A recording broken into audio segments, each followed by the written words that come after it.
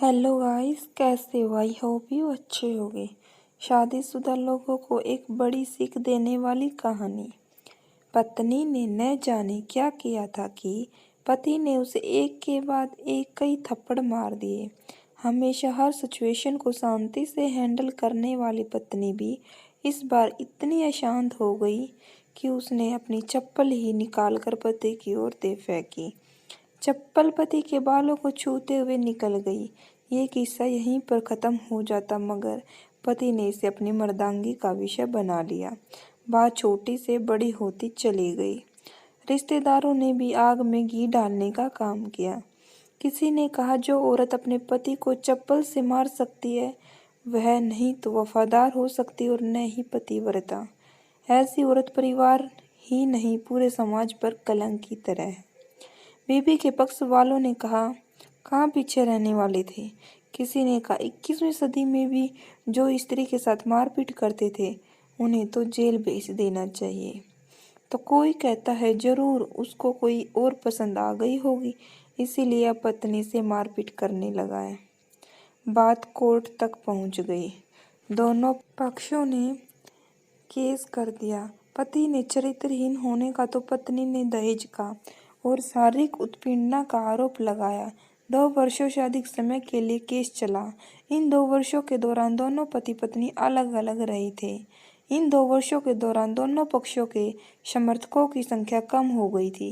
पहले जहां दोनों पक्षों में समर्थकों का समूह होता था, अब गिने चुने लोग रह गए थे। पति और पत्नी दोनों की आर्थिक स्थिति भी इस समय नीचे गिर चुकी थी, जिन्हें वो अपना शुभ चिंतक समझ रहे थे। पैसे की बात आते ही उन्हें भी अपना पलड़ा झाड़ दिया था। अगर कोई देने को राजी भी हुआ तो मोटे ब्याज की शर्त पर। आखिरकार वही हुआ जो सब चाहते थे, डाइवोर्स। हर कोई खुश था। दोनों पक्षों के रिश्तेदार, उनके माता पिता, दोनों के वकील। लेकिन 5 साल की सुखद शादी और एक छोटी सी सुंदर सी बच्ची के बाद मिले इस डाइवोर्स से पत्नी मुक्त थी और पति शांत। शायद ये एक इत्तेफाक ही था कि इस खुशी को मनाने के लिए दोनों पक्ष के लोग एक ही चाय की टपरी पर बैठे, वो भी आमने सामने। इत्तेफाक। ज़्यादा लोग जो एक दूसरे के पक्ष को सपोर्ट कर रहे थे वे एक दूसरे को अच्छे से जानते भी नहीं थे। पति पत्नी भी इन सभी से दूर एक दूसरे के सामने मेज पर बैठे। पत्नी ने पति से कहा, अब तो खुश हो गए ना, तुम्हारे मन की जो हुई है मुबारक हो। तुम भी तो आज जीत गई हो मुझसे तलाक लेकर, जो तुम्हें भी मिल गया है, मुबारक हो। पति ने कहा, तलाक को तुम जीत का प्रतीक समझते हो? पत्नी ने पूछा। पति चुप रहा। थोड़ी देर की शांति के बाद पति ने कहा, मुझे तुम्हें 5 लाख रुपए अभी और हर महीने 8,000 देने का आदेश है। अभी मेरे पास पैसे नहीं हैं, इसीलिए हमारा मतलब मेरा जो सिटी में फ्लैट है उसे तुम्हारे नाम कर देता हूँ। पत्नी बोली, लेकिन उस फ्लैट की कीमत तो 18 लाख की है।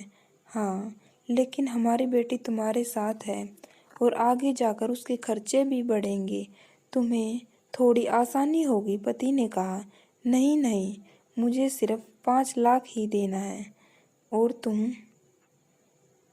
हर महीने 8,000 तो देने ही वाले हो। मैं मैनेज कर लूँगी। अगर 5 लाख नहीं है तब भी कोई बात नहीं। पत्नी बोली।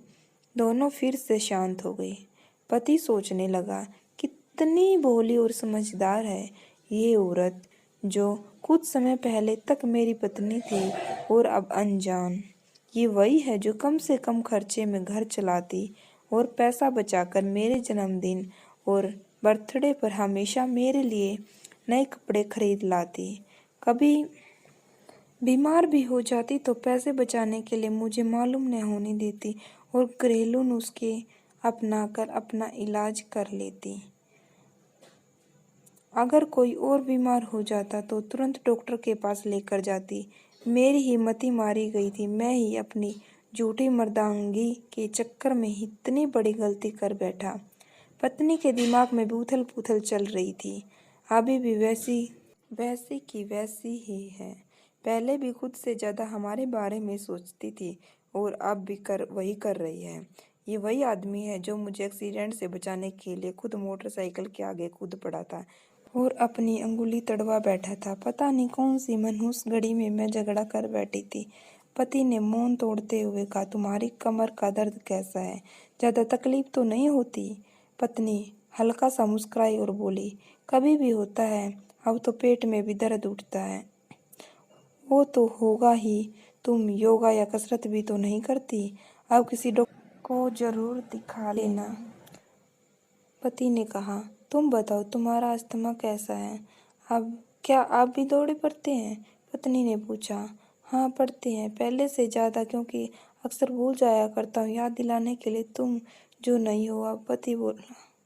पत्नी की आंखों में आंसू आ गए और वो बोली, तुम्हें मेरे चरित्र पर सवाल नहीं उठाने चाहिए थे, ये तो परिस्थिति आती ही नहीं।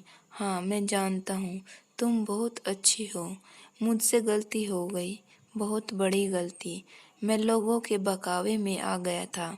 पति बोला।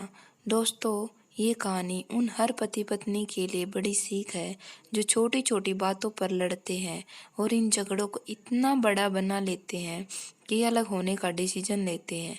प्यार और झगड़ा तो एक सिक्के की दो पहलुओं की तरह है, दोनों को स्वीकार करना होगा, तभी ये पवित्र रिश्ता उसकी मंजिल तक पहुंच पाएगा। कहानी में अंत तक बने रहने के लिए दिल से धन्यवाद।